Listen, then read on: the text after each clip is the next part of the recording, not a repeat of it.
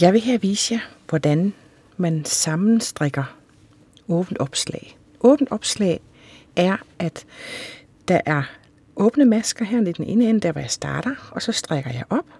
Og hvis jeg så har brug for at strikke videre den anden vej, så kan jeg gøre det. I det her tilfælde er jeg ved at lave strikke en hue. Det vil sige, at jeg har lavet en ribkant her, som jeg vil have bukket om på den her måde. Og så har jeg jo de åbne masker her, og dem jeg har strikket her. Og så vil jeg simpelthen strikke dem sammen, så når jeg har strikket hele vejen rundt, kan jeg begynde at strikke resten af huen færdig. Så jeg gør det, at skal lige styre på alle det her garnvirvar her, sådan der. Jeg har garnet fra der, hvor jeg er kommet til, og så samler jeg det her. Denne her pind bruger jeg til at strikke det sammen med. Så det jeg gør, det er, at jeg tager pinden i den første og ind i den næste.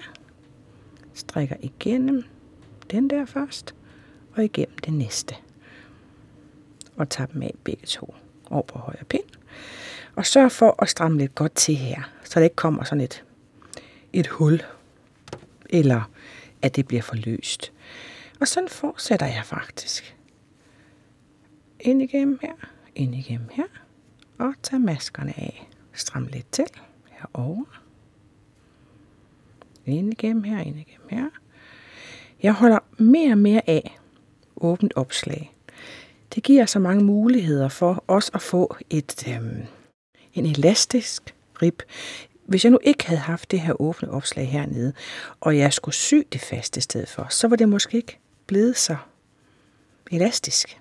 Det skal jo passe ned over hovedet, kan man sige. Men det er jo smag og behag, og det er jo bare med at prøve sig frem. Jeg viser lige her igen, ind igennem her, og tage maskerne af pinden, og stram lidt til.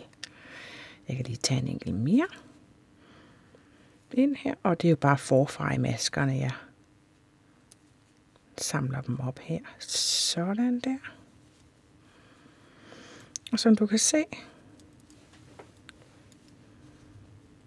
så er det bagsiden, der var det syet sammen her. Strikket sammen hedder det jo. Og forsiden. Så det er, hvordan du strikker masker sammen ved et åbent opslag.